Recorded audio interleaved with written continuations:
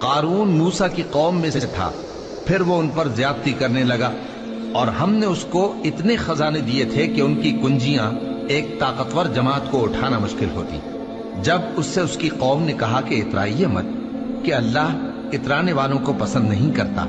اور جو مال تم کو اللہ نے عطا فرمایا ہے اس سے آخرت کی بھلائی طلب کیجیے اور دنیا سے اپنا حصہ نہ بھلائیے، اور جیسی اللہ نے تم سے بھلائی کی ہے ویسی تم بھی لوگوں سے بھلائی کرو، اور ملک میں طالب فساد نہ ہو، کیونکہ اللہ فساد کرنے والوں کو دوست نہیں رکھتا۔ وہ بولا کہ یہ مال مجھے میرے ایک ہنر کے سبب ملا ہے۔ کیا اس کو معلوم نہیں تھا کہ اللہ نے اس سے پہلے بہت سی امتیں جو اس سے قوت میں بڑھ کر اور جمعیت میں بیشتر تھیں ہلاک کر ڈالی تھیں، اور گناہگاروں سے ان کے گناہوں کے بارے میں پوچھا نہیں جائے گا؟ تو ایک روز قارون بڑی آرائش اور ٹھاٹھ سے اپنی قوم کے سامنے نکلا۔ جو لوگ دنیا کی زندگی کے طالب تھے کہنے لگے کہ جیسا مال و متاع قارون کو ملا ہے کاش ایسا ہی ہمیں بھی ملے، وہ تو بڑے نصیب والا ہے۔ اور جن لوگوں کو علم دیا گیا تھا وہ کہنے لگے کہ تم پر افسوس، مومنوں اور نیکوکاروں کے لیے جو ثواب اللہ کے ہاں تیار ہے وہ کہیں بہتر ہے، اور وہ صرف صبر کرنے والوں ہی کو ملے گا۔ پس ہم نے قارون کو اور اس کی حویلی کو زمین میں دھسا دیا، تو اللہ کے سوا کوئی جماعت اس کی مددگار نہ ہو سکی اور نہ وہ بدلہ لے سکا۔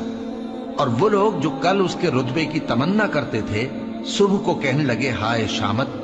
اللہ ہی تو اپنے بندوں میں سے جس کے لیے چاہتا ہے رزق فراخ کر دیتا ہے اور جس کے لیے چاہتا ہے تنگ کر دیتا ہے۔ اگر اللہ ہم پر احسان نہ کرتا تو ہمیں بھی دھسا دیتا۔ ہائے خرابی،